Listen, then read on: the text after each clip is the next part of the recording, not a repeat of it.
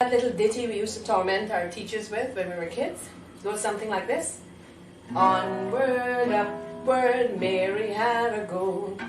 Day by day she tied it to a rope, till at length they got busty rope, and Miss Mary had to run behind it.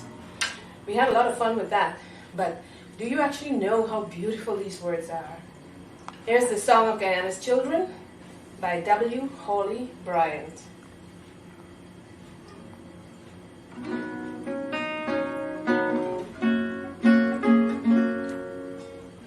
Born in the land of the mighty Roraima, land of great rivers and far-stretching sea, so like the mountains, the sea and the river, great, wide and deep in our lives would we be. Onward, upward may we ever go, day by day in strength and beauty grow, till at length we each of us may show what Guyana's sons and daughters can be.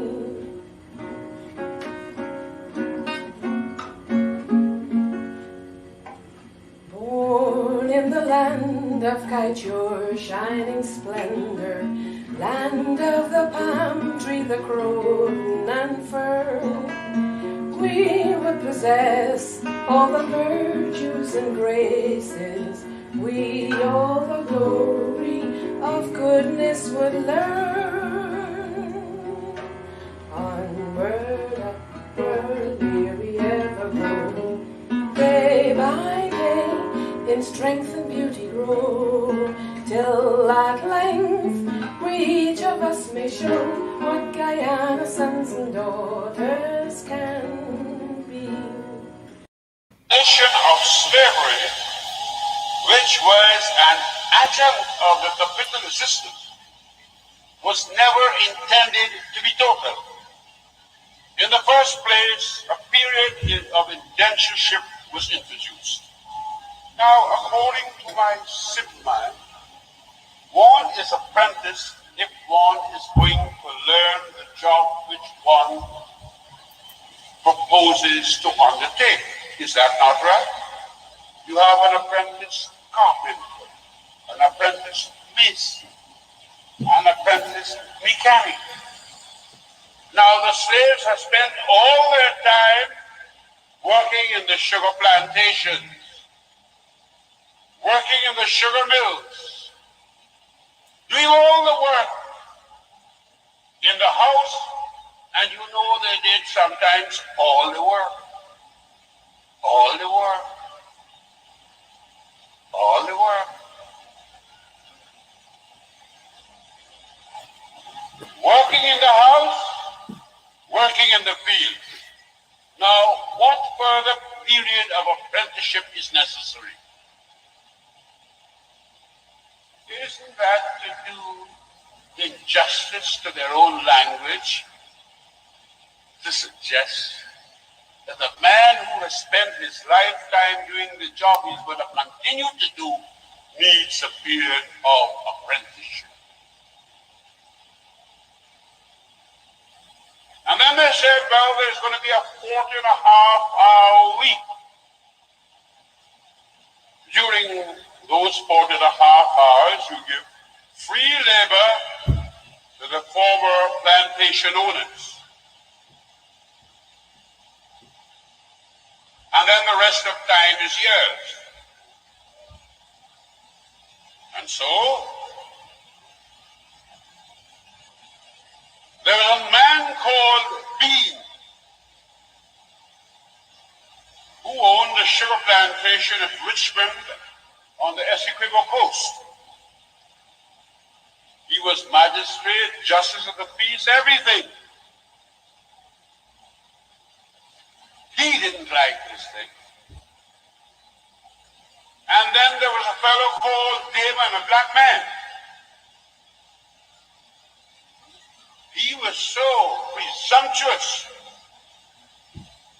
as to think that abolition meant abolition And all this talk about apprenticeship was hooey and poppycock. They taught him a lesson. They taught him a lesson, comrades. They captured him and a few others.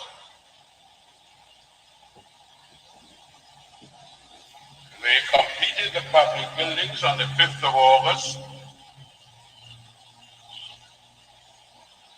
And they hanged him outside there in October. And it was clear.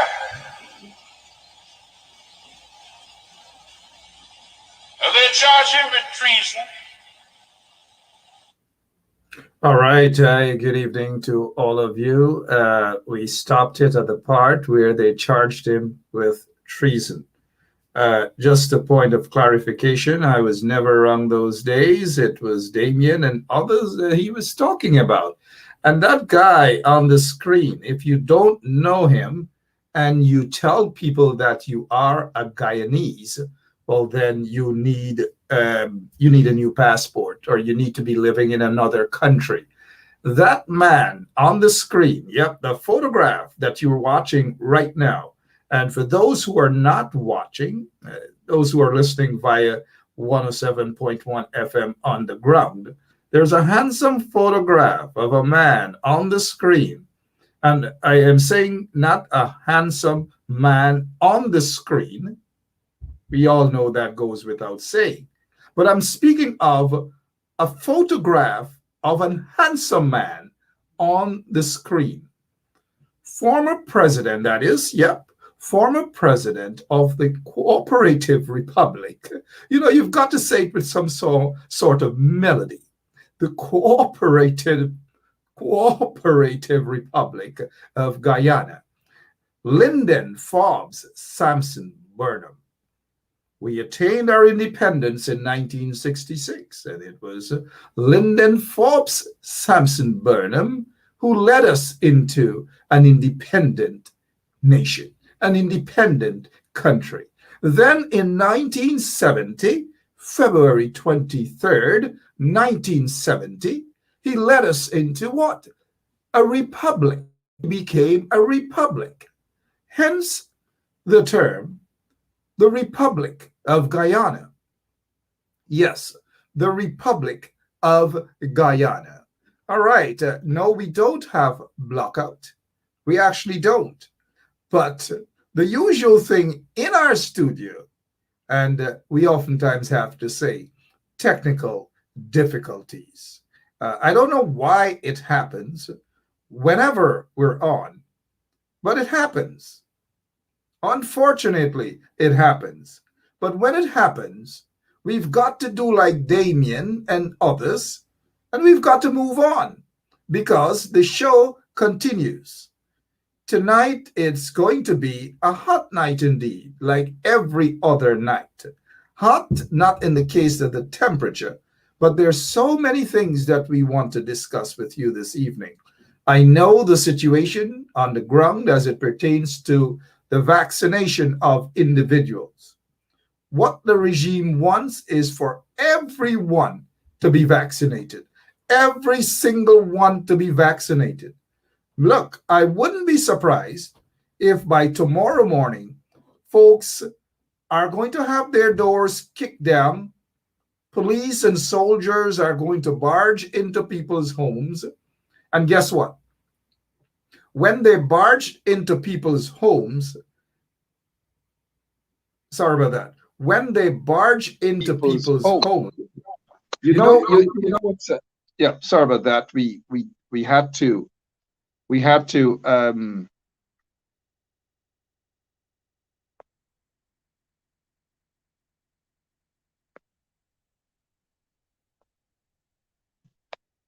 yeah. So we just had to switch up a little. If there's some sort of confusion, my apologies, because I'm taking orders from I'm taking orders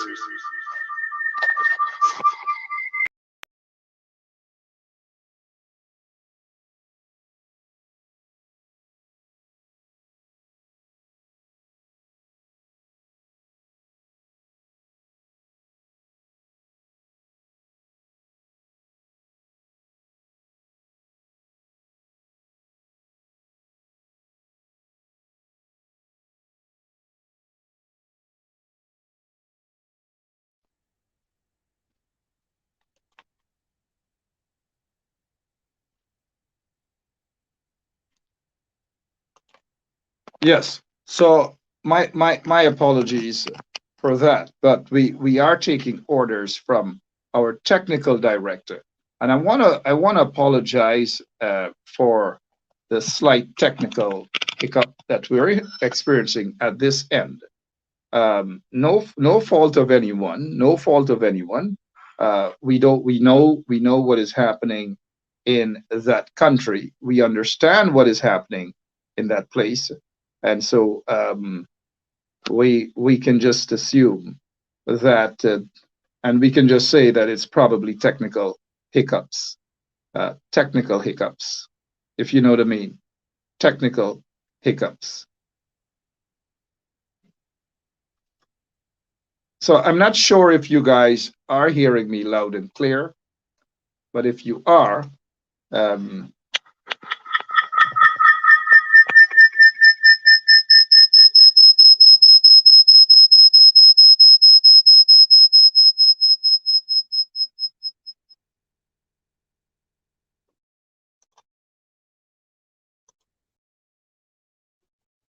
okay. So yeah, a slight delay.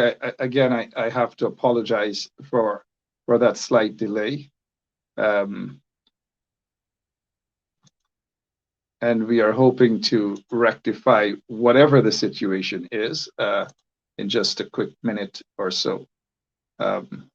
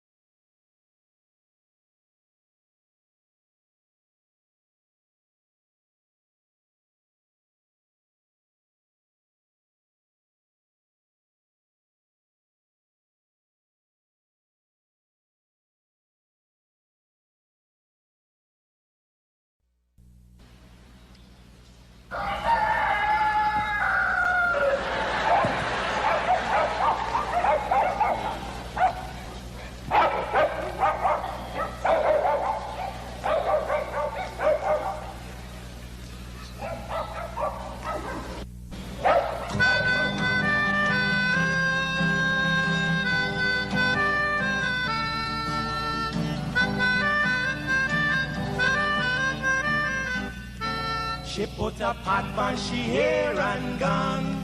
Them a the first one out on the dam. Basket on she head, bucket in each hand. Hold up on she frock, I wanna she grandson. To the market, them a go. For the morning, the day is dawning. For cock a crow to give the villagers a warning. Rise and shine, the birds them a sing. All animal take turn as them join in the waking. Cock a crow, dog a bark, donkey bray, horse and neigh, even duck a quack.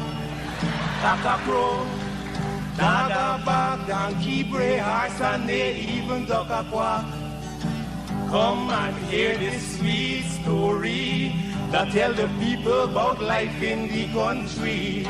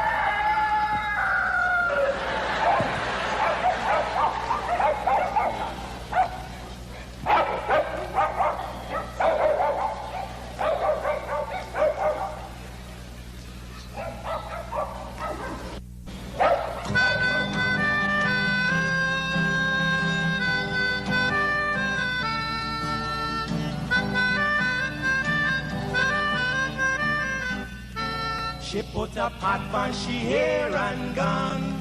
Them a the first one out on the dam. Basket on she head, bucket in each hand. Hold up on she frock, a one.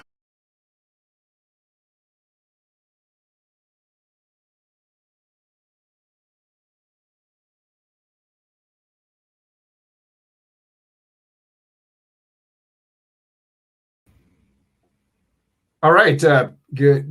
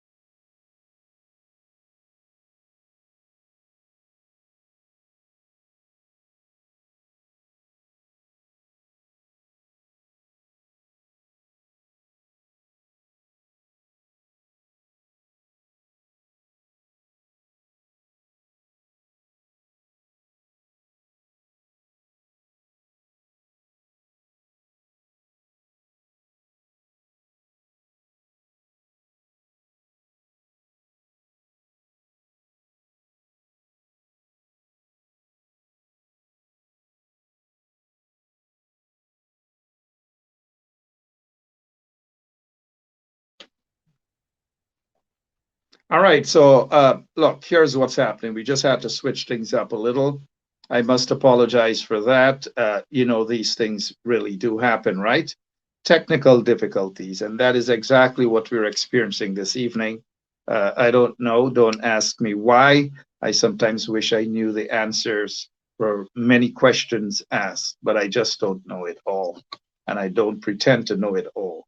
So if you guys are hearing us loud and clear, let me know so that we can begin with tonight's show, albeit late because of the technical hiccups that we have been getting in our studio, blockouts, etc. Good evening to all of you. I'm looking at some of your comments. You can let me know that yes, you are hearing loud and clear. So before we just get started, thank you so much, Rochelle Johnson. And good evening to all the people from St. Vincent and the Grenadines who are tuned in this evening. Charmaine Morris, good evening. All of you now hearing loud and clear. It's not the usual setup, but we are going to try our best this evening.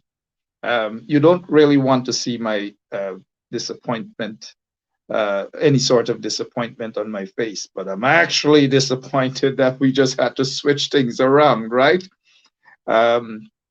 Wayne Peters, how are you doing? Good evening. And, I wish I can run through the list. It's Friday evening.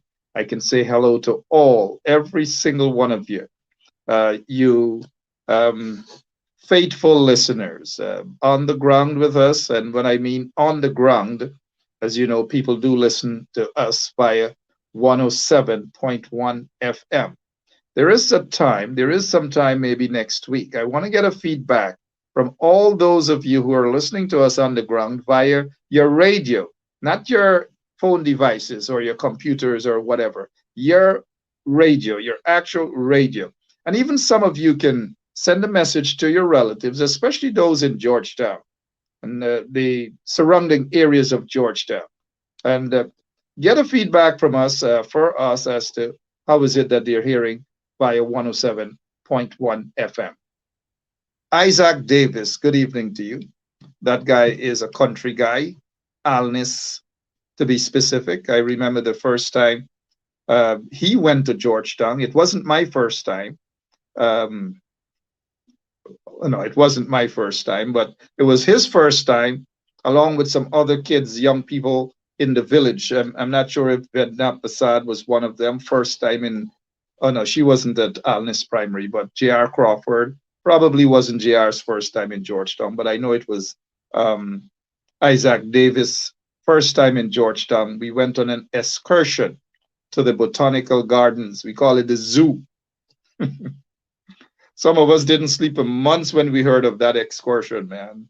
We enjoyed ourselves on that bus. I don't know if you remember, some of you who went on that bus and remember. Vanessa Murray, good evening to you. All right, here's what's going to happen. We have two guests this evening. Both of them are no strangers. They're absolutely no strangers to you.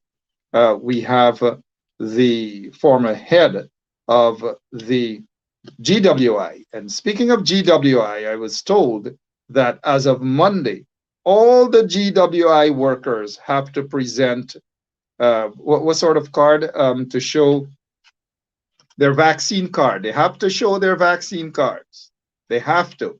Otherwise, they're not going to be let into the building.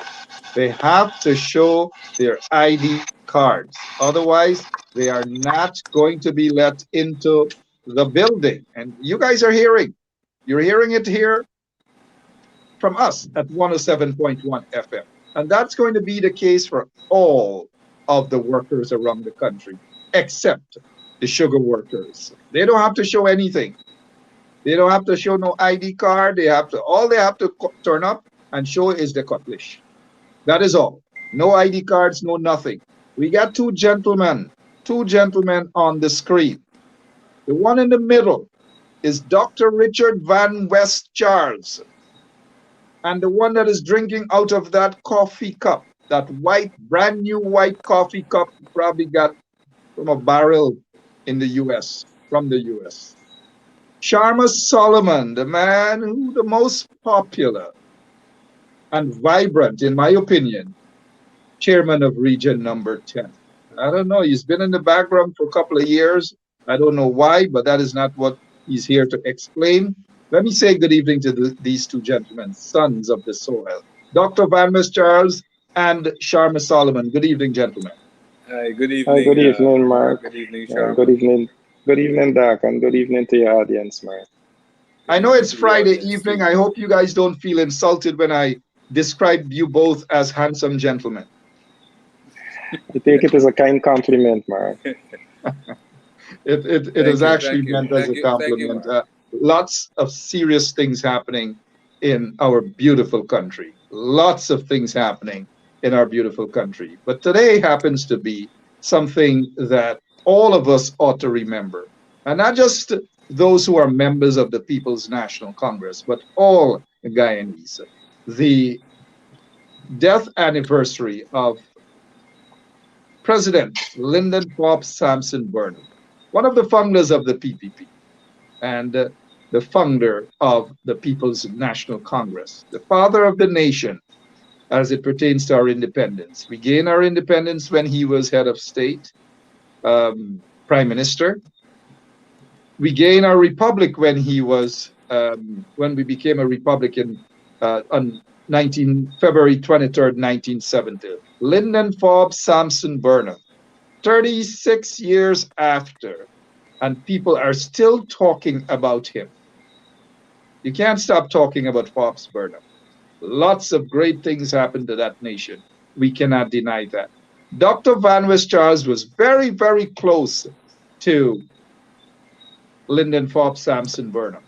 I believe the closest I came to Lyndon Forbes Sampson Burnham, President Burnham, that was just waving at his helicopter. And as a little boy, I felt so proud that I saw him. I believe it was him, not the pilot. I saw him. Yes, I saw him. It depends on where you go and the discussions you have. Whether you go into a rum shop, whether you go into one of those places on Church Avenue in Brooklyn or in Maryland or Florida or Canada, wherever, the discussion is always about Burnham, and always somebody who's knocking a beer going to tell you something personal about Burnham. But believe you me, we know when some of them are lying. But tonight, these gentlemen wouldn't be lying at all. Dr. Van Charles, good evening to you again, sir. Good evening, Mark. That was your father-in-law. Tell us, how much do you remember this day 36 years ago, sir? Well, this day 36 years ago was a sad day. None of us expected what occurred. It was a great loss to us as a family and to us as a nation. Because he meant so much to us. The way he interacted, interfaced at all levels. You know, from the family perspective, many may not realize that one of the things that he did on a daily basis was to eat with the family. No matter what, he came up in the evenings, we had dinner together, and then he went back to work. But I think most important is the way he interacted with the general citizenry of the country, and what he was striving for, as in essence, is, as he said, to make the small man a real man. And in a lot of things that he strove for, and some people may react, it is his annoyance when people disregard the issues surrounding the quality of life of ordinary people. And I think the other thing that stands out is what he taught us about independence and believing in ourselves. And I think in a way, when we look at what occurred in terms of development in Guyana, in many ways, he took the scales off of our eyes and we saw what was possible. When you look at the Linden-Soesdijk Highway, that he began to open up, and he felt that we needed to open up and connect the country so that we can really build a nation. So his focus was not on the capital city, Georgetown. The focus was connecting this country. When you looked at the Demerara Harbor Bridge, Linden-Soesdijk Highway, you looked at the Kanji Bridge, you looked at what was done on roads. And may I say, roads done under his time stood up. And then the issues surrounding what was most important, what he believed in. As you know, he was the first Minister of Education. He believed that education was the springboard. This is a quote from him, that education was a springboard to move us from mediocrity to excellence. And that is why we pushed. And I think it was Hammy Green who was making the comment that in the cabinet, they felt it was too much of an economic challenge to provide a policy, to develop a policy which speaks to free education from nursery to university. But he was convinced that we had to do it. And by his persona, he bolstered and strengthened us in many ways. Those people who have had the experience of national service as a mechanism not only for defense, but bringing us together as a people. Because remember, at the time of independence, we were all in villages, sometimes homogeneous ethnic villages. So you had homogeneous, ethnically in the, African villages, Indian villages, but they never intermixed in many ways. I think the National Service was a mechanism to do some of that and to help us to open up this great country of ours. So he sort of paved the way in many ways for our development. And if you look at the things we had in those times, we produced radios, we produced bicycles, we produced a tapir, we produced fridges, and we can go on. We produced plates, cups. But in essence, he looked at the natural resources of the country, and that is where he understood and helped us to understand the meaning of independence. That we have to understand our natural resources and move in the direction that we can create wealth by creating more jobs and so forth, using our natural resources that we have. So we can go on and on. You have other things to talk about, but for me, Sure. He was my mentor. He was my father-in-law. He was my leader, political leader. And let me underscore this point, that he listened to ordinary people. He listened to them. That's why at the time of the General Councils and of the PNC, there were periods of exchange where he brought our comrades, the members, to express their views and to give feedback as to what is taking place within their communities so that we can constantly move the barometer towards equity. So that's a snapshot for me which I would share with you. And we appreciate that snapshot that you have shared with us, coming from the standpoint that you were very close to him. He accepted you into his home. He accepted you not just into his home, he accepted you as a son-in-law. That's right. I don't know. There were lots of other intelligent, handsome young men back then, but you were the lucky one. You were the lucky one. Probably I People was bold, envied you.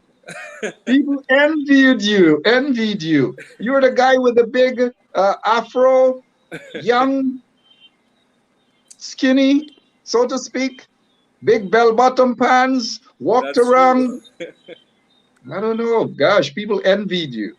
I was a little boy and I used to get vexed when people say, Van West Charles, Burnham son-in-law. I used to say, man, You're why not couldn't vexed I? now. Dr. Van West Charles, thank you so much for walking us through. We have other things to discuss, yes, but we also have the former chairman of region number 10, that is Linden, Kukwani, Ituni, and those areas, the Honorable Sharma Solomon with us. I know Sharma is one of them who doesn't wait until it's a Burnham holiday, well, a Burnham birthday or death anniversary to talk. He's a Burnham guy 24/7. And that's how he lives. And that is why tonight our executive producer said, we've got to have Sharma Solomon on to talk about in what way President Forbes Burnham inspired him. Good night, Sharma, and welcome again. Go ahead, sir. In what way? Hi, thank you very much again, Mark, for having me. And good evening to Doc again, Dr. Van West Charles. Hi, Mark. And let me take this time to express, I think the loss of our late president, Burnham, still resonates deep, not only with this nation, but I'm certain with his family. So I'd like to extend sympathies to them once again, including Dr. Van West Charles. I know these are, every time this anniversary comes around, what a loss it would be for the family. But at 5 years old, I can tell you the loss, even then, I felt it as a youngster. Growing up in Linden. So that for me is where the first set as a youngster, where some may call it the Burnham Project, but in essence, it was really where the national project played a very pivotal part.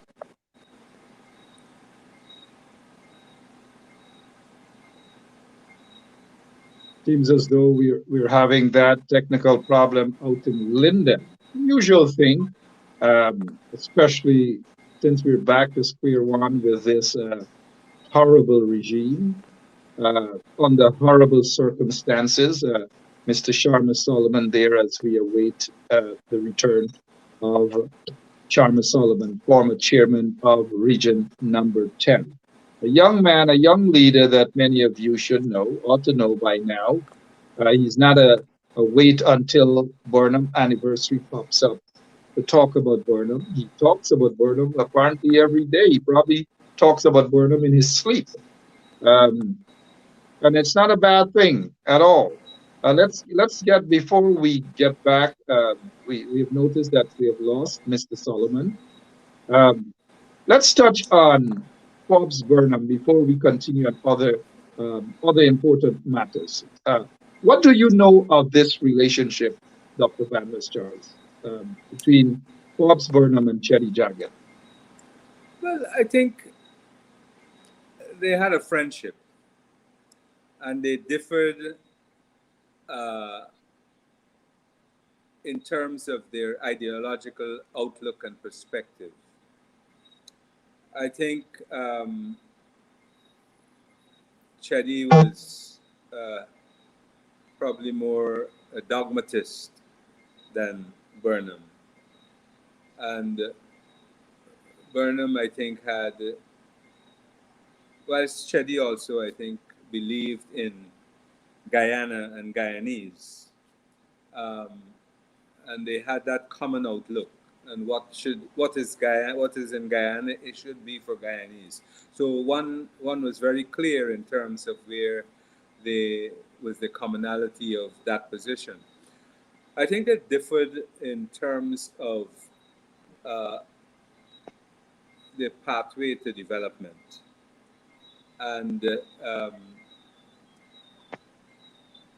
I would say that Burnham was a stronger nation builder than Chedi. Chedi was from the point of view of looking inwards and trying to orient the human capital from a sustainable standpoint. And it was very clear that he neither wanted to be a pawn of the East or the West with respect to our development.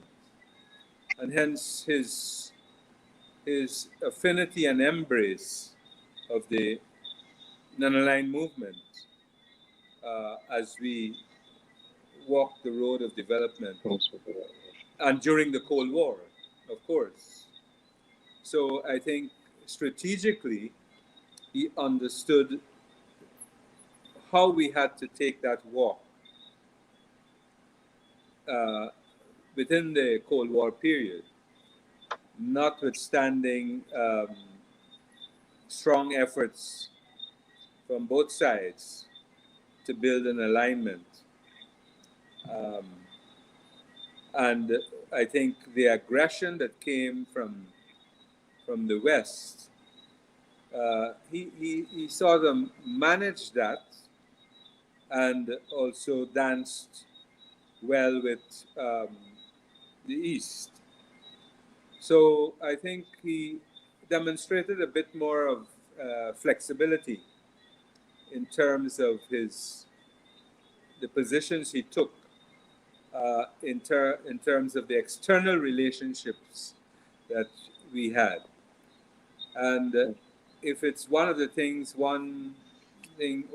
that we know about him in terms of our external relations, Guyana was a small country, but well known in Africa, and we played a significant role in the apartheid, in support for the breaking down of the apartheid movement in many, many ways. And in Asia, we also, the thing is, Burnham, he had also many friends in in nearly all of the continents. And so he connected us, and he was able to, at the UN, to build those relationships. I remember very well when at the UN, he developed a very good relationship with Father Lini of Vanuatu, a very small island in the Pacific. But he has that knack of connecting, building relationships, and trying to understand the issues related to development in other parts of the world and how we may be able to help. So in many ways, I just want you to stick a pin there, Dr. Charles, because I don't want us to lose Sharma Solomon, former chairman of Region Number 10. I appreciate that, Dr. Van Charles, but you are correct. From what I was told and what I read about and followed Forbes Burnham, of course, he wasn't perfect. Nobody was. Nobody is. None of those leaders. But one of the things that he did, if he was meeting with queens and kings, then the conversation was quite set for that. If he was meeting with the ordinary people playing dominoes with them banners in Albaistong at Mackenzie Market area on the Quarantine Rosal, Alnis, Philippi, or wherever, he suited that agenda. That was Lyndon, Forbes, Sampson, Burnham that I heard of. Let's get back to Sharma Solomon. Mr. Solomon. Hi, sorry, Madam Mark. If you recognize, I'm not in my usual setting, so I think the internet is not as stable as it should be. But let me just get back to that point I was making, and I heard some points being made by Dr. Van Charles earlier that I'd also want to incorporate. of just how that sort of shaping went into somebody as young as myself. I could only speak from a contemporary period with reference to some historical perspective of how that played into those contemporary understanding as a youngster. And even as you go back to our independence era, though I wasn't around, I think it set the tone for a nation pushing for self-determination. And I believe that spirit went forward as we went into our republic. So those themes that came over into the 80s demonstrated for a nation seeking to carve for itself a space in the world. And where domestically, we as Guyanese played our part. And I made the point earlier about Linden and how Linden fit into that national project. And one could recall the bauxite industry as one of the premier institutions to be nationalized in that quest for self-determination.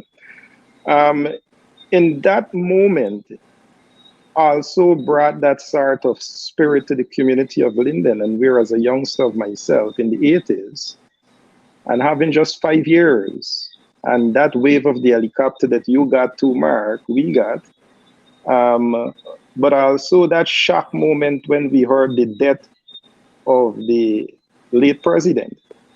It wasn't, I believe, only the consciousness of the people that was at pause, but I believe the moment people realized that we had suffered indeed a tremendous loss.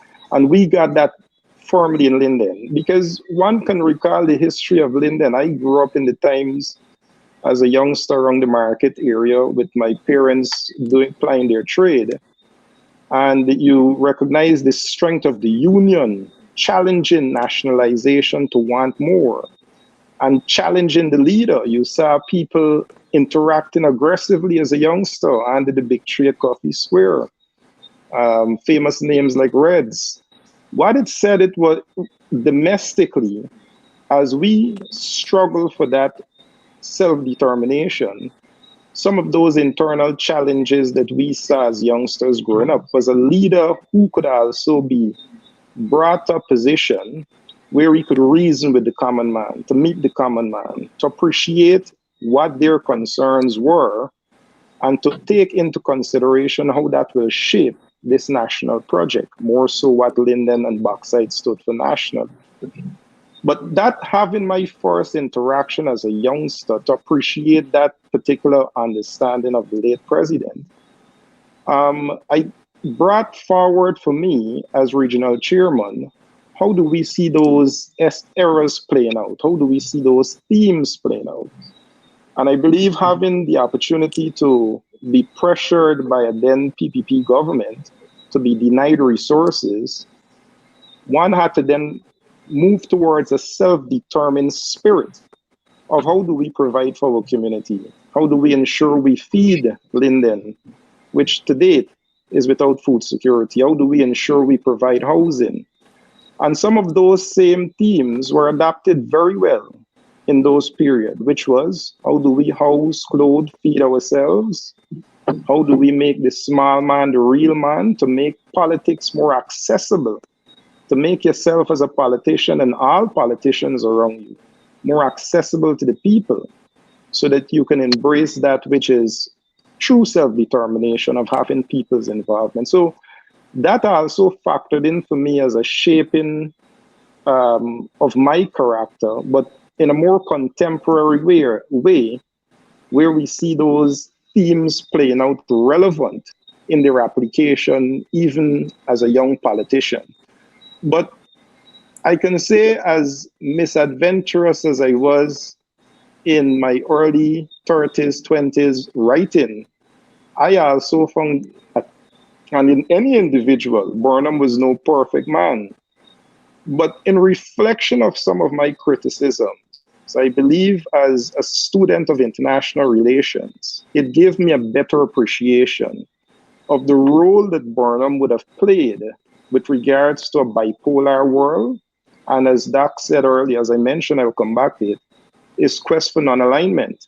And again, it is within that theme of self-determination to forge for our nation a direction outside of East or West, but still in a very crafty way, bringing the two so that we can have them on board towards our national development.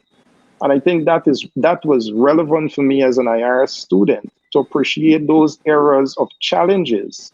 Again, as we strive for self-determination, where internally we had those political challenges, whether those were with the PPP, and how those ideological differences played out as we strive towards a cooperative socialist state.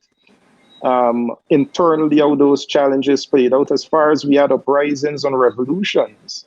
And those things were managed to the extent that they reflected the sort of diplomat Burnham was.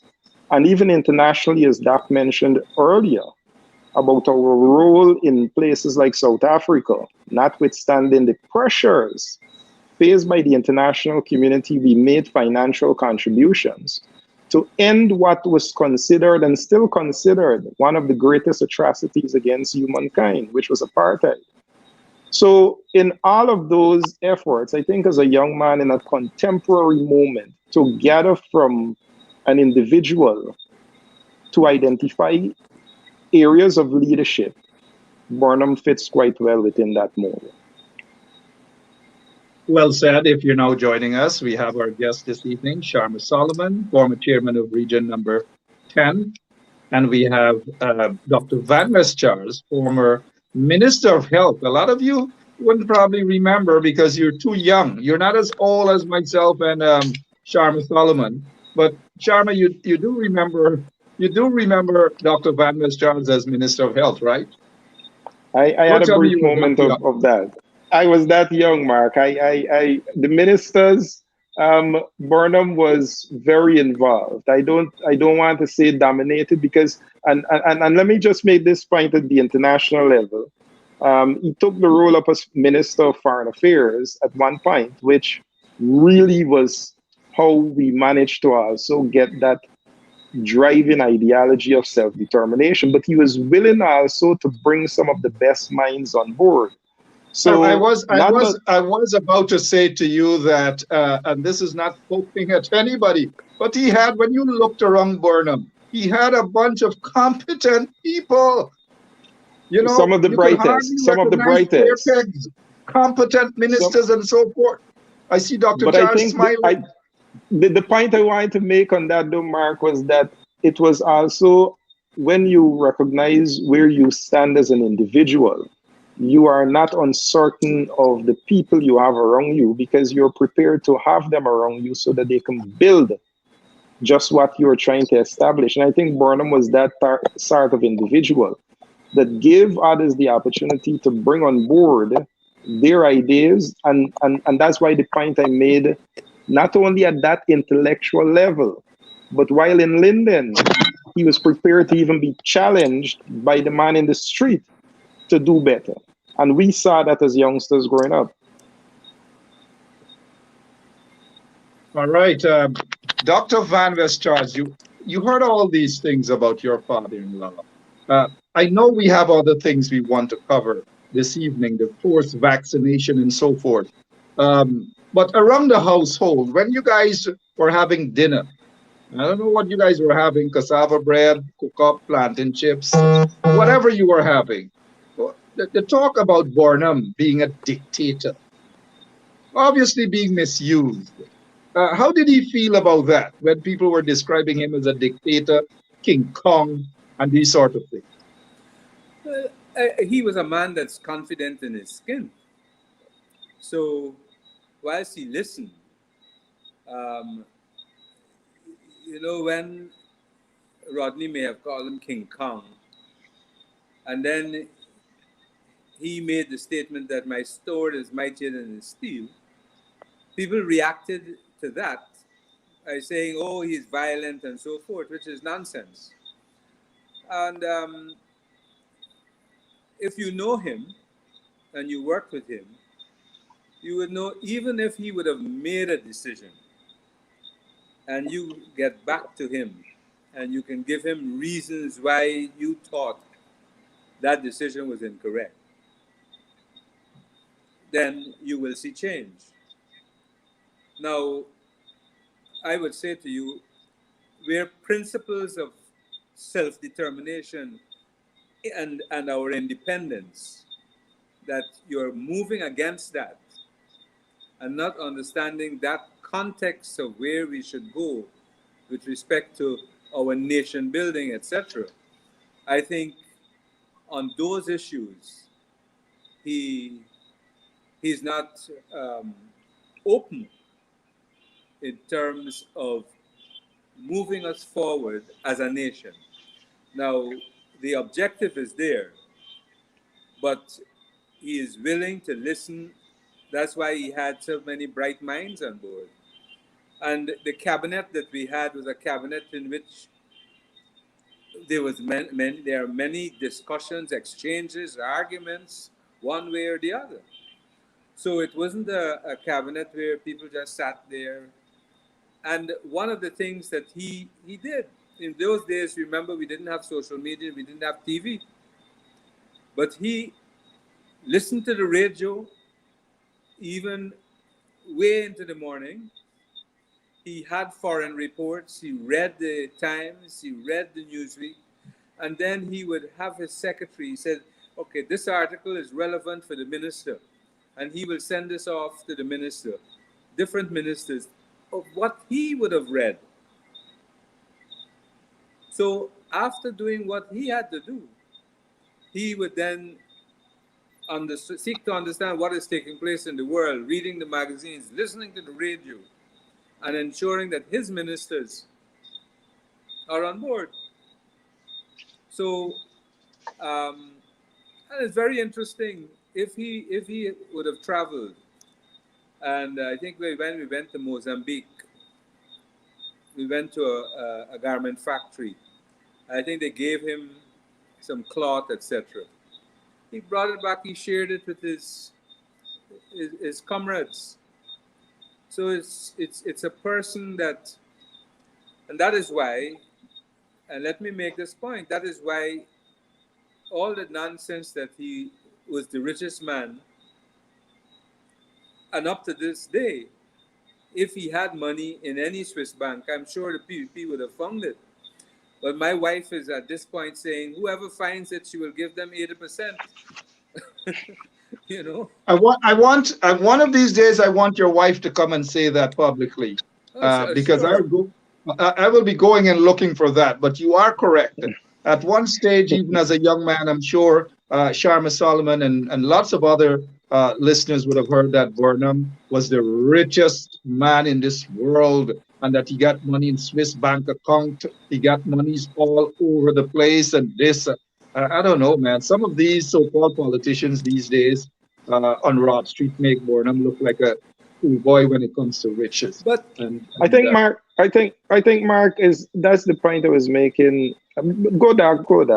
If I saw you wanted to say something. No, I just wanted to say, when you look at the presidents that have died, his will is there for everyone to see.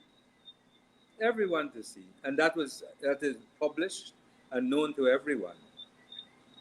The point I wanted to make, Mark, is that as a youngster, you heard these stories, and they resonated. I mean, they weren't social media. You heard things, and this is why I believe the domestic challenges were also those that you must consider as an environment within which the late president would have operated. But as you grow older and you appreciate history and you appreciate context, then you cannot escape the context within which one governs. I mentioned earlier, just to seek self-determination puts you against grains, not just a grain. At the time, the world is a bipolar world. Your challenges are different. Your ideologies that you're aligning with are different. And to build, and at that time, we are not 50 plus years. At that time, we are a young nation. that is charting through courses of territories that we are now building as a nation.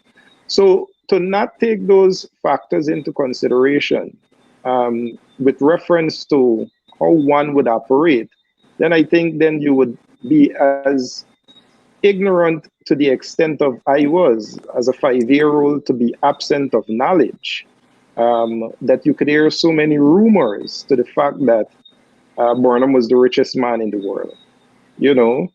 So those are some of the things that one must consider, including the propaganda at the time that was working. Well, I think, Yes, and Mark, that he it's fair and to that he banned. Go ahead, Dr. Charles. Go ahead, no, sir. it is fair to say that I think both himself and Chetty Jagan died with one common frustration that they both wanted to see a united political force between the PPP and the PNC. There were many attempts that were frustrated, and we can talk about those some other time. But I think when he died, actually there was an inter-party committee going to talk about getting the political forces together. So I think in many ways they had many commonalities, but I think they differed in terms of the ideological pathways to development.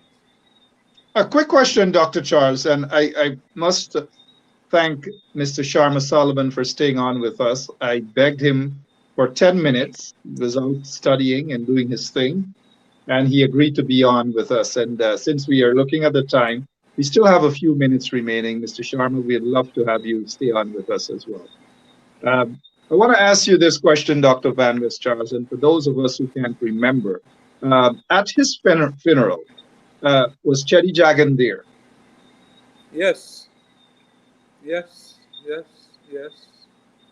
And you know, look, he, for example, he got on.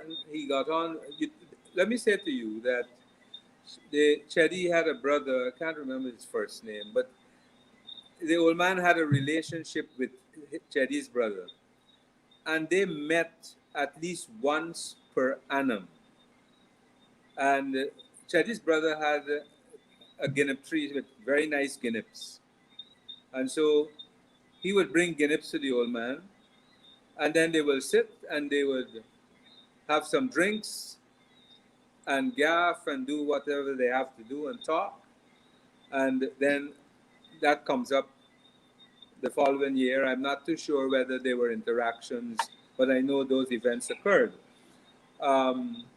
So you know, that is the way that he had many friends. He had good exchanges with Boise Ramkaran and other members of the PPP when he was in Parliament during his debates and so forth. And you know, he felt, notwithstanding that there was that political difference, if there was an issue with any member of the PPP, Forbes Burnham will be committed to assist as he would for his own comrades. He would see them as a comrade, and he would assist in that way. So I think it was a different political environment at that point in time. And then you will remember how a number of the senior PPP operatives crossed the floor and joined the PNC. That was in the 80s. You know. And thank you for reminding a lot of folks who don't remember that. And lots of good qualities, lots of good things, and that is why we need more programs of such to edify members of the public, including the young people, who some of them have been told that Burnham banned flour for reasons being that he was against the Indians. That wasn't the case. We've heard of so many folks who have tried to explain this thing over and over and over and over again. Burnham was a funny man as well, but he There's hardly any signs to suggest that he was a dictator, especially the signs that we're seeing now, especially the signs that we saw for the 20-something years, mostly under the PPP regime. And we're seeing those signs again now. He was a funny guy. In the beginning, our operator played a speech. He was talking about emancipation. And it, it was just funny how he said that our enslaved ancestors worked and they did everything, whether they were in the fields or wherever they were. He said, in the house, they did everything. Everything. They did everything in the house. It was pretty obvious that they did everything.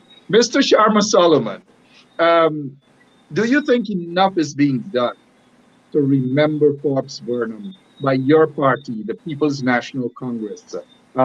There's no presidential library. There's no place that I know of in Congress Place, a corner that you can go and listen to speeches and read articles and so forth, not just of Forbes Burnham, but former presidents and leaders of the People's National Congress. Of course, a lot could be done, but I must say a lot is being done. All right, a lot more could be done. The fact that I have always said to people, and this could be a reflection of the issues of the party and the ideology that Burnham stood for, that in the 80s, I think you had very little options in Linden. So one can safely say many times, the youngsters like myself, we were birthed by the party. We weren't raised by the party, which means our parents, our grandparents in Linden who came and settled, who saw the values of nationalization. They come to Linden, they made their way to Linden and they made life at Linden. But they also embraced those structures of how family, of how they organize themselves religiously, but also politically. We know there were contests between Black movements and Black organizations in Linden for political space also. But the dominant force that represented at the time would have been Burnham. And I believe in that light, one cannot escape that would have influenced significantly what we saw as an ideal, as a value to hold on to. So even as we grew up, the party at the time, coming into the 90s, was out of power. So I don't believe being out of power afforded them that same opportunity to fetch the way they would have liked to, those ideas. So things like those ideological institutions as a youngster, we weren't privileged to have those very available to young people like myself. So being birthed but not raised mean we weren't raised to appreciate those values, those structures in a way that we could have actually said,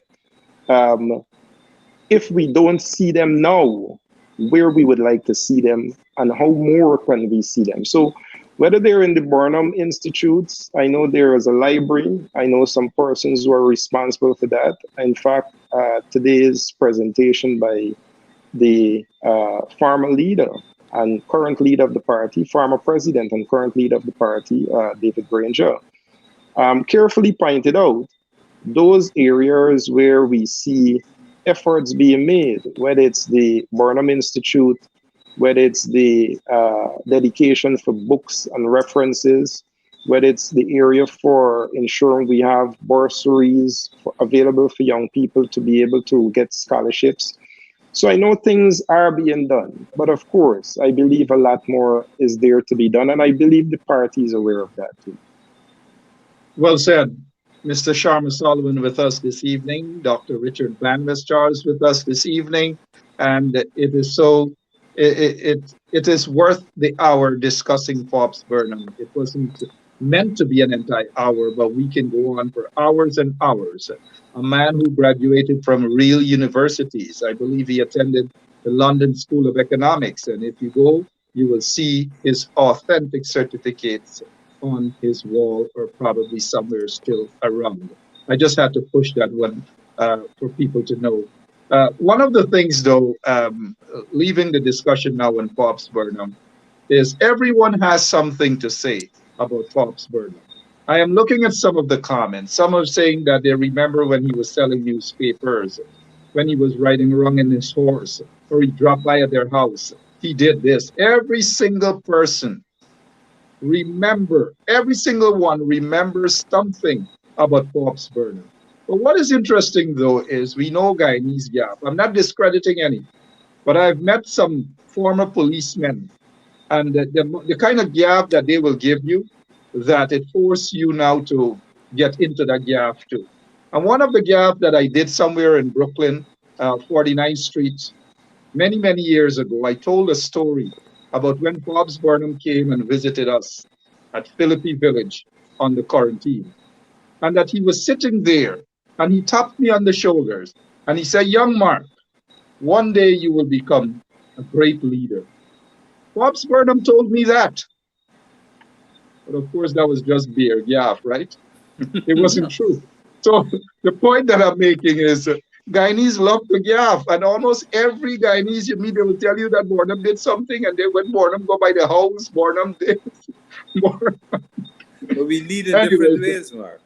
yeah, but I just want to leave the topic on LFS Pops Burnham, Lyndon Pops Sampson Burnham, a great president of our nation, a great leader of our nation. Wasn't perfect, but he did a darn good thing for all Guyanese. Free education still ought to be existent from nursery to university. Presidents, past presidents have promised to look and ensure that it gets back to that. Feed and clothe and house the nation, and all these different things. How can you blame Burnham? How can you call Burnham a dictator and all these nonsense? Anyways, moving away from that for now, let's get to this forced vaccination by these current crop of so-called leaders that are running Guyana right now. Let's begin first with the doctor on this. Your take on this forced vaccination. Let me start off by saying, and I had a post this afternoon, that you cannot use draconian methods to achieve public health objectives. And if we understand the issue with respect to COVID, yes, one has to agree that we have to work towards herd immunity. But for that to happen, we have an issue in front of us of vaccine hesitancy.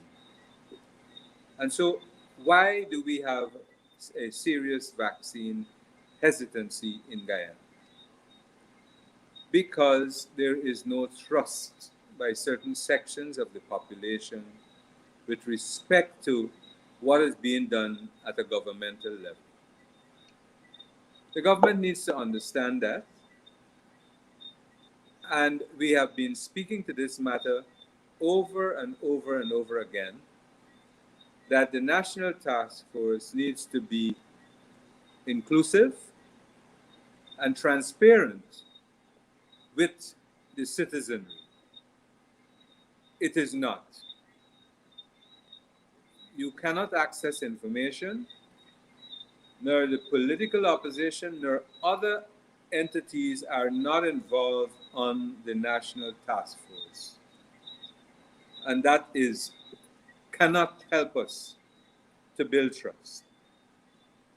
We have, whether we like it or not, we have issues of racial cleavage still occurring in our society. And don't let us fool ourselves. As I said, this is a national security issue. Now, they have not been able to prove to us about the adequacy of supply of vaccines for this country. We are hearing issues with respect to even Sputnik of the second dose not being available. So why are you forcing people to accept without even explaining. And I have my issues, as you know, Mark, with Sputnik. I'm saying to everyone that I will speak to, do not take Sputnik until it's approved by the World Health Organization. Now, stick a pin there, Doc. You experience in this area. Sputnik V, that vaccine manufactured out in Russia, has not been approved by the World Health Organization. It is rampant in Guyana, meaning that the current regime, the installed PPP regime, is circulating it in Guyana. They've spent hundreds of millions of dollars through a middleman to get that vaccine there. Do you think that because the efficacy of that vaccine is set to be in the high 80s, maybe early 90s, I don't know. Do you think that they may want to use this, they meaning those in the installed PPP regime, use this statement coming from you, urging citizens not to take Sputnik V as kind of like a way that would, a negative way? Do you think this is a responsible statement to urge citizens, thousands especially, who have already used Sputnik V, including some of your leaders in the People's National Front? Let me say to you this. Sure. If we look at our neighbor to the south, Brazil, it's a much larger country, virological institutes, more robust scientists available. And they have made visits to Russia to look at the manufacturing of the vaccine. And they have decided to come down on the side of conditionalities with respect to the use of the vaccine.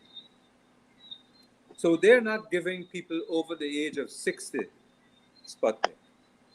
They're not giving people who have comorbidities Sputnik. They're not giving lactating mothers Sputnik. So there are a series of conditionalities with respect to Sputnik by Brazil. Right now, Argentina, well, in Latin America, there is a major complaint about the second dose. And so Argentina has just completed some research studies of taking the first dose that they gave the first dose of Sputnik, and they're giving the second dose with AstraZeneca and Moderna, that they feel they've got good results, right? And that's what Argentina has done. Now, WHO needs to look at that also. You've got Canada looking at some mixing of vaccines, and WHO has to do more studies. And the point I'm making is Guyana is a small country, and Guyana is not a colony of any other country. And that's why we are members of the international organizations such as the United Nations and its specialized agencies such as FAO, WHO, etc. Because they bring together a more robust structure to support smaller countries like Guyana. So what is the issue? All right, they have gone ahead. They've gone ahead and they purchased the Sputnik. But is there an adequate... We had an issue with this third man and the safety. We have not been answered with respect to the queries made. Why haven't we had answers to some of the queries made when we are seeking to address and ensure that these vaccines are safe? Not from the point of production now, but from the point of its the cold chain, etc., and the storage. Because it went to a third country. We don't know what happened in the third country. It didn't come from the manufacturer direct to us. It went from Russia to some other country which is unknown. So we've asked, the opposition has asked for a number of answers to these questions, and they have not been willing to supply.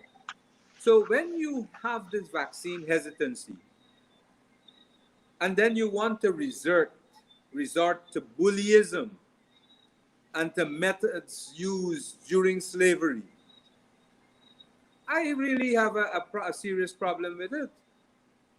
Because how can you then say that people coming to work because you're not vaccinated, and even if you look at the science,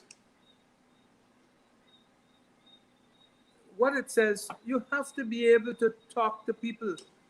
People may have concerns. You have to be able to explain to people what it means for them.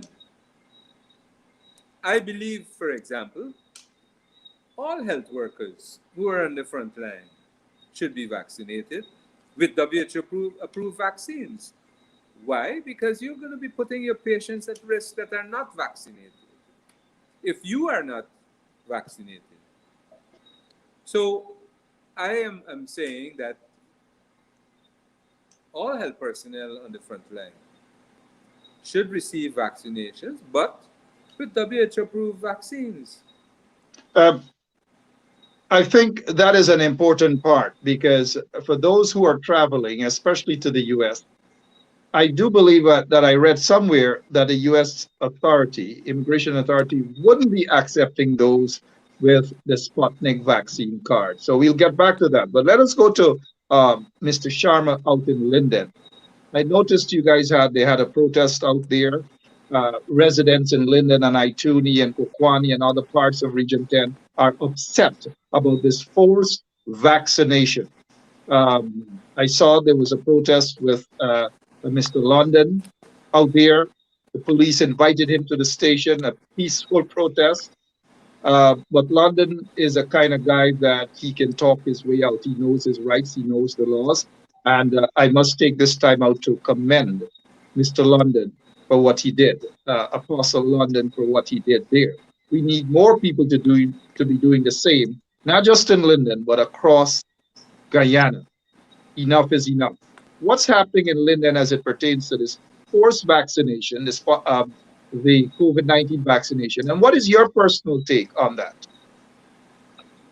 Mark, let me first say that I am no skeptic. COVID is real. COVID is a killer. I've lost quite a few friends and very close people to me that have died from COVID. So I want the listening public to appreciate that we are still in a pandemic and we're still in trying times, which means how do we adjust to a pandemic that we are now seeing in our lifetime? So I know efforts, and every effort will have to be made to ensure that we are at a point that people are safe. People call it returning to normalcy, whatever normalcy looks like. But to move away from this position where we are not able to live. And I think that is where the challenge became, where we start to look at life and then we start looking at livelihood. So given that consideration, I could appreciate the quest to ensure that we have our immunity, that we have people that are vaccinated and are given medication to recover. I know science is working to ensure that we come to that point. But that is not the end of what we see, Mark. What we see in an effort to move us in that direction is not the foundations on which is needed, or those foundations that are needed to ensure that society moves in line with governments with regards to appreciating the sort of serious public health issues. For example, Dr. Van West Charles mentioned earlier about the National Task Force. In many ways deficient to the point of its ability to ensure it engages meaningfully, continuously, and in a manner that people are appreciative of what is emerging, because it truly reflects a national involvement of stakeholders. So I think from that perspective, one can question even the approach of seriousness to such a serious crisis. And added to that, the implications become, how do they implement those policies that are coming from that sort of deficient structure. And we see how those policies are being implemented. Not in accordance to rights, not in accordance, even if to justify what authority except the request of a gazetted order to instruct agencies and the public to respond to.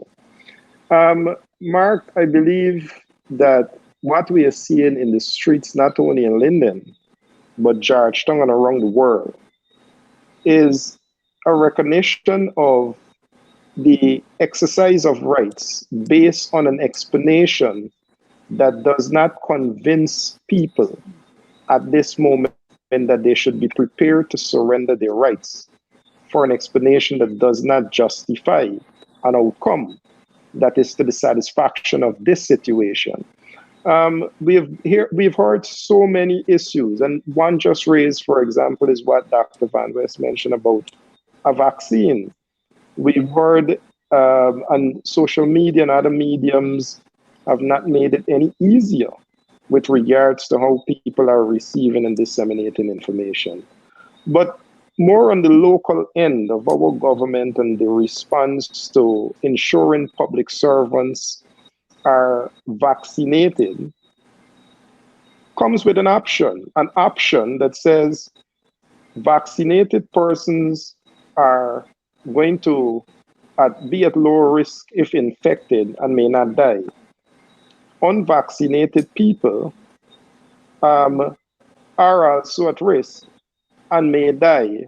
But in the most part, when you look at 4 million people who have passed away, and may God bless their souls, and thoughts and prayers with their families, in comparison to 400 million people who have contracted COVID and have not died, those type of consideration people are saying, then explain to the public the purpose of a vaccine that will ensure as a public spirited citizen, if I am going to an institution with someone who is vaccinated, that we both can be infected with the virus.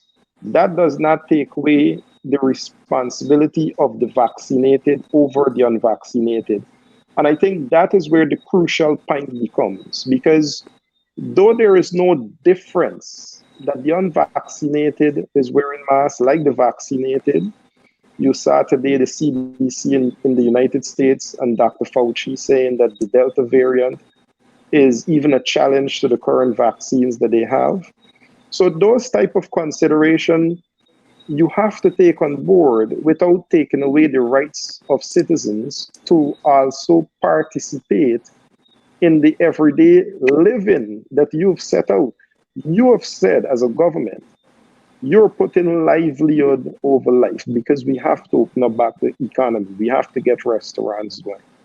But you have not considered the sort of policies that will ensure that you do not take away people's fundamental right to choose on a matter that does not provide a guarantee, except that you can say if someone is infected, they may not die.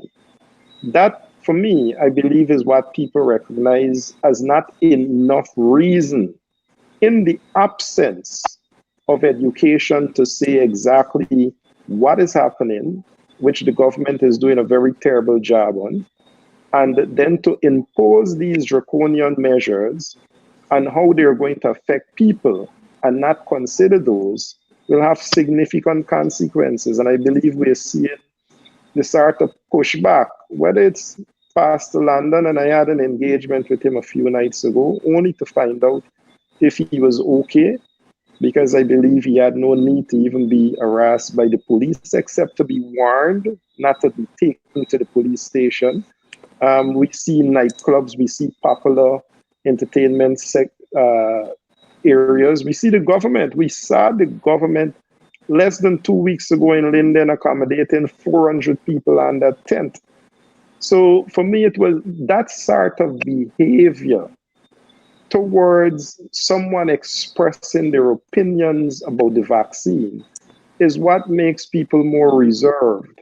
in how they want to appreciate the government explanation to accept the vaccine. And further to that, the sort of measures being implied to ensure that people are forced into a direction of taking the vaccine. So I saw the Minister of Health, for example, who was speaking about the PCR tests.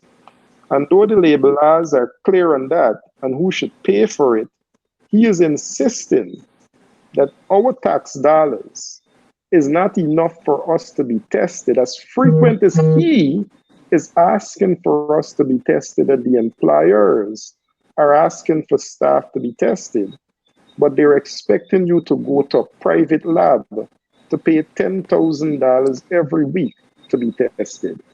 That in itself is saying to people that if you don't comply, as with the married staff at transport, we will take away your employment until you do as we say. And I'm saying to you, Mark, those sort of behavior, you can expect people resisting against them. And people will resist, and I hope people do resist. We see that resistance. We want to see more of the resistance, and I agree with you, gentlemen, and others, that this is not an anti-vax kind of campaign. I have taken the vaccine by choice. Nobody forced me. Nobody held me down. Nobody threatened me to keep my paycheck, that is. Nobody threatened me. We are seeing these things right now in Guyana. We're seeing persons who are lined up at the hospital, the public hospital, run by taxpayers, right, are being turned away. How do you expect people who are suffering from malaria to take a vaccine? How do you expect pregnant women to take the vaccines and all these different things? Something is wrong.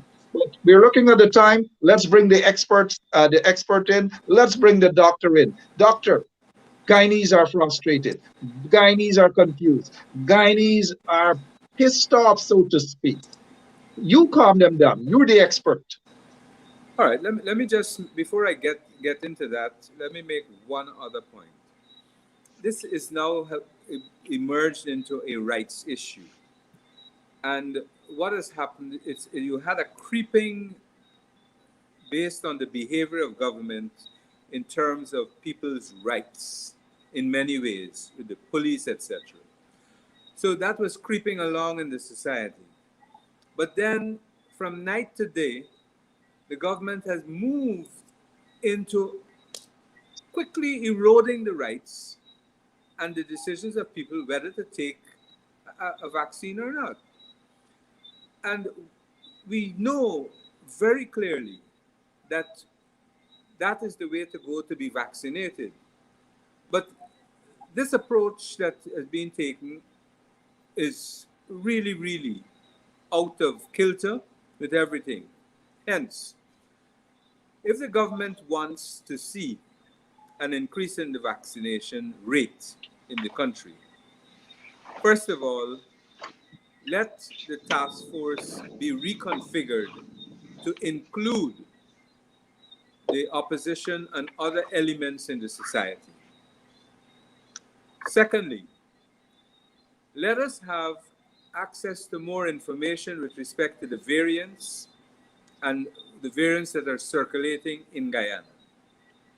3, acquire more WHO vaccines. Now, we were supposed to get, I think, 150,000 doses of the Johnson & Johnson. Now, that is one jab. That's 150,000 people. And if you can get more, within a short order, you can really take a larger percentage of the population. So you need to acquire more WHO-approved vaccines. 3, 4, you need to have more intense monitoring of our situation with respect to gatherings, etc. What is going on with the minibuses is unacceptable, but those people have to earn. So we need to find other solutions, have discussions with the minibus association, etc., and see what is the best approach for them and other people to move our people. then following that, you look at increased testing and do the contact tracing, and also strong social distancing and masking. I think we need to look very carefully as how we approach the opening of schools. It needs to be properly studied, and it's all nice and good to say that we are going to reopen schools, but let us be sure that we're looking at all sides of the coin before we do that. So if government changes its posture in terms of how it relates with people who they feel are not supportive of them, then you will see a change in the hesitancy, and if we can see, if they're transparent, then I suspect, and I have said I am willing to go and explain to people, and I've been talking to people, because there are doubts that you have to explain, and they have Sure. rights. So when people have doubts, you've got to be prepared to explain to them so that they can understand why this is necessary. But if we disregard what people are seeing, when you disregard and you say you must do this, and I'm going to take away this if you don't do that, they can see what type of government you are and will become a monster with respect to how you deal with my rights as a citizen. And that is the issue right now. Mm-hmm. That is You know, the issue. you are correct. We're all in agreement with you on that. We are looking at the time. We can stay another hour to talk about this vaccine issue. It's very important. People are resisting.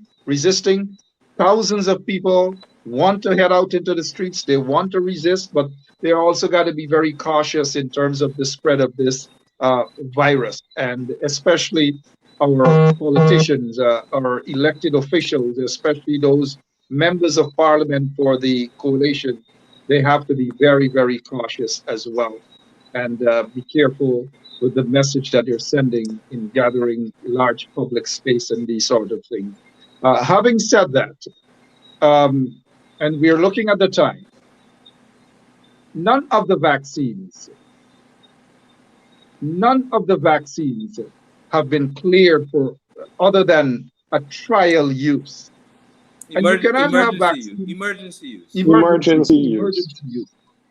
They cannot force those sort of vaccines, force individuals to use this vaccine. Some politicians here in the US have said it. They continue to say it's on a trial basis, experimental basis, that is. So I am taking that chance. I took a chance with the Moderna.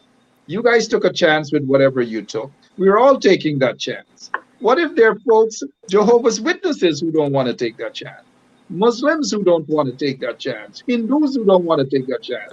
Rastafarian or other individuals? What is the government going to do?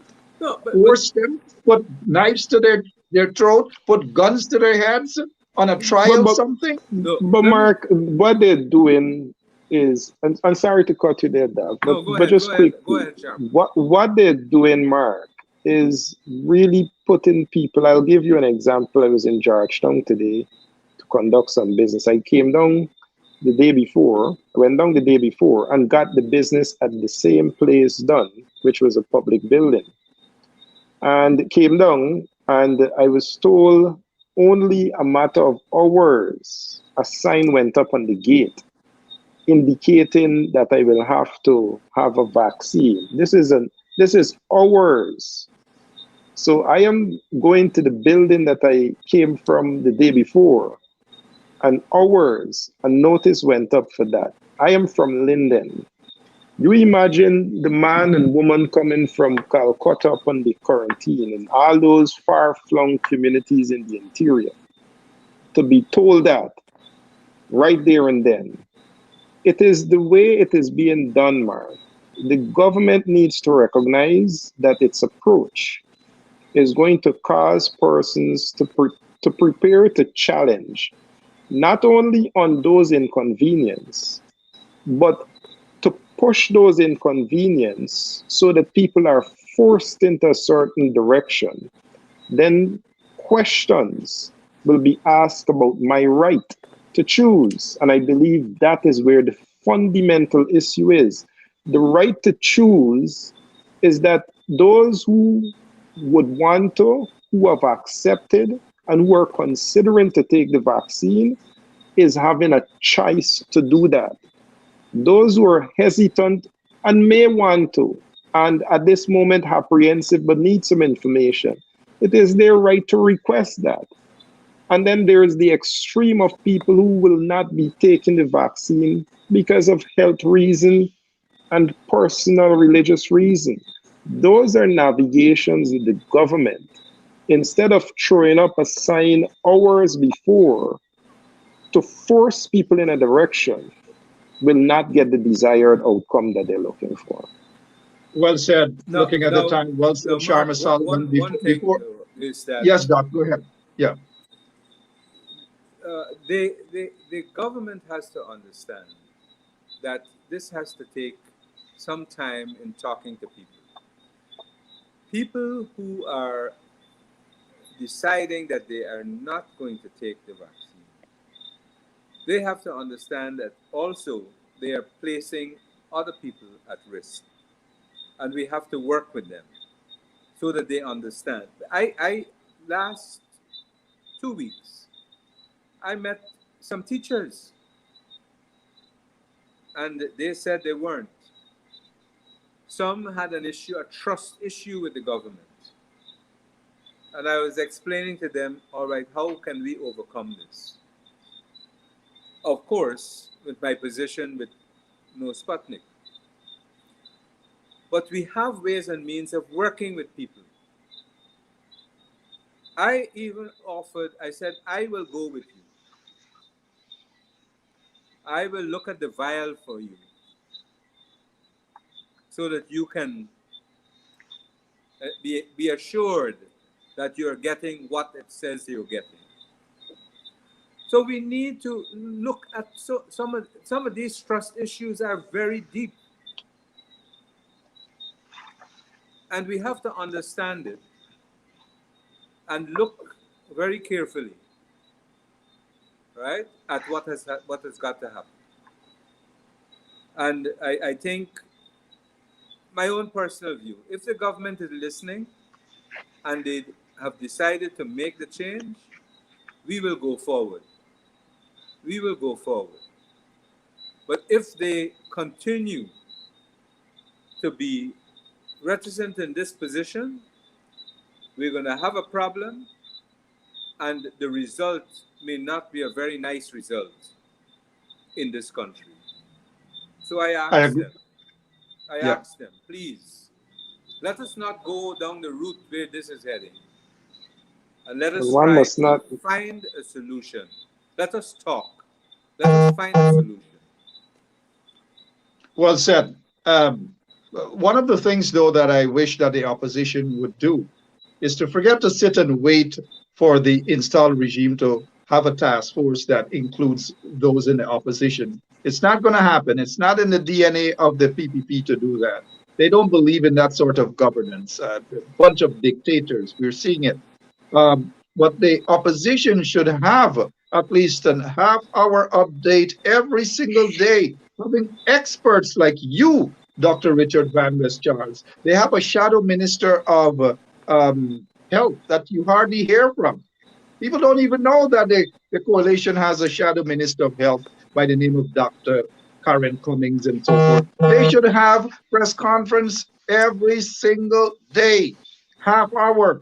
Include people like yourself and other experts to talk to their support base.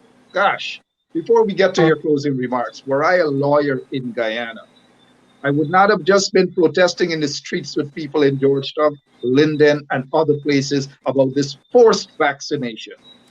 I would have been protesting in the courts as well. It is time that this decision this draconian decision by an installed regime be challenged legally. Some lawyer should walk up into the court steps and file an injunction because people's rights, their constitutional rights, their human rights, their religious rights are being violated.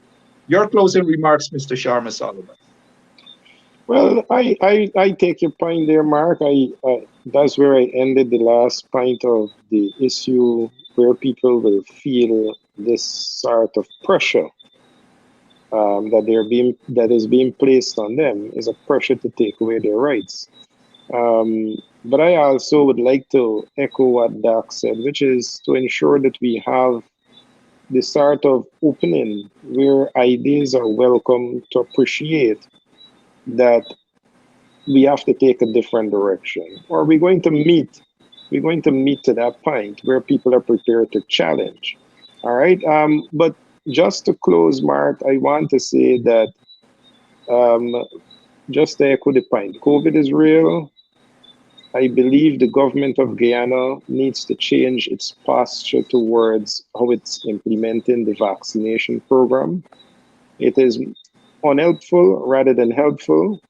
The sort of language that is coming out of the government, it is not helpful with regards to, and I want to say this quite frankly, this is not an isolated position of an opposition. Many people are apprehensive of the vaccination because the ratio of those vaccinated to those unvaccinated would show the apprehension of the unvaccinated. The apprehension is in favor of the unvaccinated. Now, if that is so, it says to one that even supporters of the government, so I hear you emphasizing an opposition position. This is a national position because citizens of all segments, of all walks of life, race, political background, creed, are being affected when they are to access services and are being told that to do so, you have to be vaccinated when they have apprehension. So you're not going to see that clear pushback from a certain segment, of course, but I can tell you there is apprehension because these measures are going to hurt every single Guyanese, and they have already started to take effect and hurt people in their pockets. So that being said, I am certain that people are going to, in a very large disapproval from all segments, be able to show that. They're already demonstrating that. We heard the minibus drivers are going to be protesting. So when public transportation go, frustration builds. We already see people are not accessing to do their business. When people livelihood go, frustration builds. So one must appreciate also, without being a skeptic of the government's intent, that this may also be deliberate to provoke a certain outcome, because I cannot see the reason behind this stubbornness, Mark, to listen, to educate the public, and to appreciate where the apprehension is, and to find the necessary solutions. Some may be culture, you know, some may be for different other reasons that you have to meet. You know, so you cannot dismiss the concerns of people and their rights and then force them into that position. People will resist, man. People are resisting around the Caribbean. People need to resist even more. Again, peacefully. I'm saying that by choice, I took the vaccine. Personally, in fact, many of my relatives have passed away. Older relatives, some younger ones have passed away. So we all have been, affected by this here, one way or the other. I have friends who have passed away as a result. Vaccination is important. People should. But also what is important is if someone doesn't want to be vaccinated, he or she has that right to say no. But he or she also do have that right to protect themselves and protect others as well. Respect others. So if you're not going to be vaccinated, don't go around sporting with people. Wear your mask, social distancing, keep to yourself. However, what the government did, and the installed regime that is, months and for weeks they were out sporting in Palm Court, in that brothel on Brick Dam and other PPP shops, drinking, sporting, winding up, dancing up. They didn't give a damn about this vaccine. But suddenly, because they're getting hundreds and hundreds of millions of dollars, they are spending your tax dollars to a Mark, middleman to get vaccine. don't forget the week here that called out hundreds of teachers and parents at the Exactly. time in one Right. locale. So we are seeing the hypocrisy here, guys. We are seeing it. And one of the reasons that I mentioned the opposition is that I feel they need to be doing more as it pertains to edifying members of the public about this COVID-19. They should use people like Van West Charles, Dr. Van West Charles, and so forth. So I'm making this pledge here before I allow you your closing remarks, Dr. Charles, Van West Charles, is starting whenever you're ready. If it's immediately, meaning from tomorrow or from Monday, have our COVID-19 update, right here on 107.1 FM, hosted by you, Dr. Van West Charles, during the course of the day. Take up that offer, save lives, our people have to be saved. Your closing remarks, sir. Right. Thank you very much for the offer, Mark. Look, why there is need for this broader task force? There are also the mental health aspects related to people who have already been infected, had serious illnesses. There is what is called the long COVID. And so we don't even know whether resources are being directed to the mental health services to really assist in looking at these matters, which are real. So, and then we have our people with the comorbidities, etc. They should be a section of people that we can talk with carefully and so forth. So I think if, as Sharma, we agree that the government can just listen and take a different approach, be more open, be more inclusive, be more transparent in terms of sharing information with us, the population, then all of us, we see this as a national issue, will come to the table and help to move this process. But if you believe that you are the holder of the truth and the others the untruth, then you're going to have a serious problem on your hands. And therefore, where this is heading, as let me repeat myself, this is a serious erosion of human rights, people's civil liberties, and they are not going to sit down and take it easily. So let us talk. Let us talk very clearly, nicely, decently, in a respectful manner for the benefit of our country and the benefit of our population. And we should do that. There are cases in the US, many of you, well, especially the lawyers or law students would know of a case, Jacobson versus Massachusetts, right? And the issue there was compulsory vaccination. And the court actually ruled that that is unconstitutional. And the legal position that I'm taking, I'm no lawyer. I don't profess to be a lawyer, even though I studied law for 5 years at Cam Street. You can smile, Dr. At Cam Street, and you know us Cam Street lawyers, is that people ought not to have their rights violated, their constitutional rights or their religious rights. And I would hope that a lawyer or lawyers listening to this program would put a stop to this and let us take it to the court. Let the court make that final decision now as it pertains to the constitutionality of this forced vaccination that we're hearing about, where people are also, their salaries are being withheld.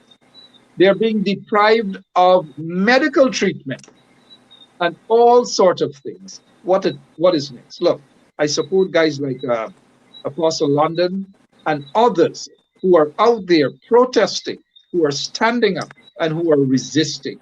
It is happening in Barbados. It is happening in St. Vincent and the beautiful Grenadines. Good evening to It's those happening in people. Linden.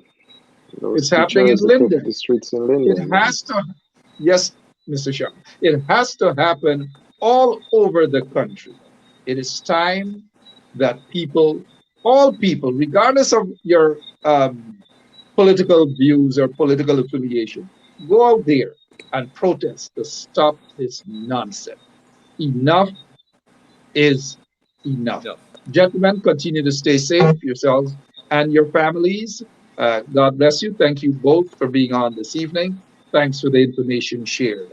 Dr. Thank you very much. Van der Stars, Thanks for when are having me you ready on, to Mark. start? When are you ready to start with that half-hour update? Well, Mark, I have to be in the court on Monday, so let me see what happens after Monday, and then What are you going to court? I will certainly take you up on the offer. Do you mind sharing? What are you going to court for? I know it's with my license, the fuel license. So I've been in the court this year. I've learned more about the courts. You had 5 years. I'm learning about the courts. no. I've had This many years of being in the court with over probably 100 and something charges. So So by default, I'm a lawyer. But mind I ask, why are you in the court? You said your fuel right. license. So the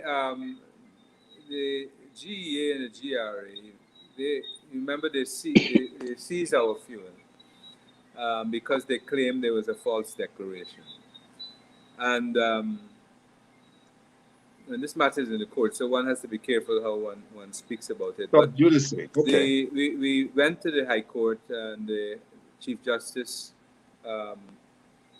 thought that their actions were unlawful and illegal, and therefore she ordered the release of the fuel and also awarded charges for the storage. They have appealed. They released the fuel. They have appealed the charges. Then they canceled the license. The GA then went ahead now to cancel the license. So we had to move with an injunction. That injunction then said, well, I can use the license again until the case is finished. Then they appealed that to a full court now. So wow. every time then after that happened, the following day, the bailiffs came and said, look, I had owed some property taxes, so I had to go to court. Wow. And they never sent a demand for me, but that was GRA now. I had to go to court. I paid what I owed, about $100,000, and the GRA then said, look, they want to go to trial, notwithstanding the payment. So one is getting accustomed to these things as we go forward. They have their rights, I have my rights, and it's all about rights as we go forward. So I'm in the court on Monday, I'm in the court on the 18th, I'm in the court on the 23rd, then in the court on the 16th, and then in the court on the 26th. I'm getting accustomed. All right, and like you said, the matter is currently before the court. There's only so much that can be said publicly about it, but we wish you all the best, Dr. Van West Charles. Another example as to this installed regime targeting. They're targeting persons of African descent. It's a fact. We heard of another fuel dealer, legitimate fuel dealer like yourself, whose license is currently being challenged by GEA and the install regime. We're seeing it, and yet people sitting down and they don't come to the realization that enough is enough. Dr. Van der Charles, thank you so much. Mr. Sharma Thank you so Solomon, much, Mark. thank Sharma, you so good much, night. sir. And you guys be careful, the resistance. I am seeing that resistance. I am seeing that resistance. The government will get a rude awakening. Enough is enough. Now, nobody's calling for violence. People have a right to stand up and exercise their democratic rights, that is. and their constitutional rights against violations, human rights violations, constitutional violations, religious violations. It is happening in Guyana. Enough is enough. Thank you, gentlemen. And to all of our listeners, all of you from around the world, wherever you are in Guyana, thank you all so much. I'll be back Monday, same place, same time. So long. Have a great weekend. Good night, everyone. Have a good weekend Awesome. and good night to your listeners. Good night, Sharma. Good night, Doug. Good night, Mark. Good night, listeners. Good night, sir. Bye-bye. It's hard to be at peace with the ones who are so discard. It's hard. Them have a knife in your back and them smile it so broad. Help me to deal with the ones them who said them love me when them really don't. Help me to deal with the fans them kill me flesh when the crowd and shout. Jesus, help me on the battlefield. Jesus, help me on the battlefield. Help me on the battlefield. Cause the booby traps with them set is real. I never want to take your glory, Lord. Send your angels to encamp around about me and stand guard. To envy is so easy and to love it is so hard. Let me work for your glory and not for the award. Don't make me ever get caught up in the scream and the applause. And go talk about the blessing and not talk about the Lord. All these things are vanity. I need your reward. Let me be real. Don't put on no facade. Help me to deal with the ones them who said them love me when them really don't. Help me to deal with the fans them give me flesh when the crowd are shout. Jesus, help me on the battlefield. Jesus, help me on the battlefield. Help me on the battlefield. God, the booby traps with them set is real. Sticks and stones can break my bones and words can harm me. They can harm me. When the evil come against me, you'll protect me. You'll protect me. Father, I need the strength of your son. Cause you know my work is not done. Lord, I need that endurance just to finish this race that I run.